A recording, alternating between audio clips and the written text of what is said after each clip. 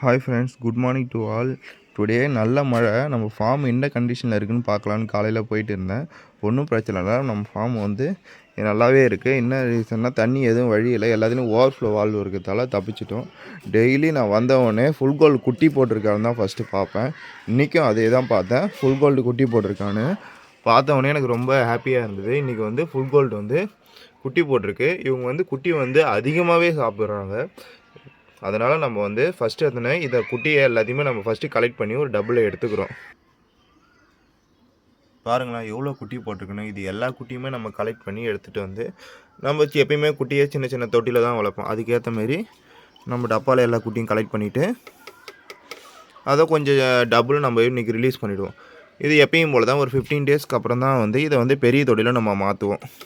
அது வரைக்கும் இவங்க இந்த தொட்டியில் தான் இருப்பாங்க. இதான் நம்ம கோய் கப்பியோட குட்டிவோ, அடுத்த பேட்ச் குட்டிவோ.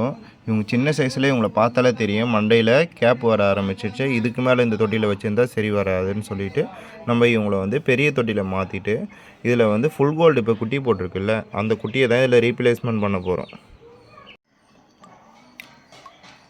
பாருங்களேன் கலரேஷனாக எவ்வளோ நல்லா இருக்குன்னு. பெருசாக ஒன்று கலரேஷனும் இன்க்ரீஸ் ஆகும் இதோட குட்டியோட சைஸ். இதை எடுத்து பெரிய தொட்டியில் நம்ம ரிலீஸ் பண்ணுறோம் ஒன்று ஒன்றா.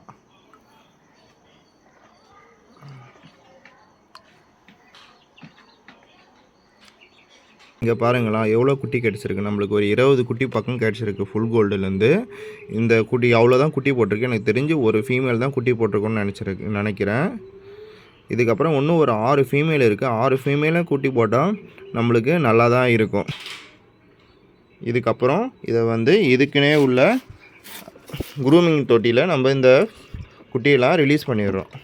இதுக்கப்புறம் 15 டேஸ்க்கு அப்புறம் பார்ப்போம். 15 டேஸ்க்கு அப்புறம் தான் வந்து இவங்கள வந்து பெரிய தொட்டியில் நம்ம சேஞ்ச் பண்ணுவோம். அது வரைக்கும் இந்த சின்ன தொட்டியில் தான் இவங்க இருப்பாங்க.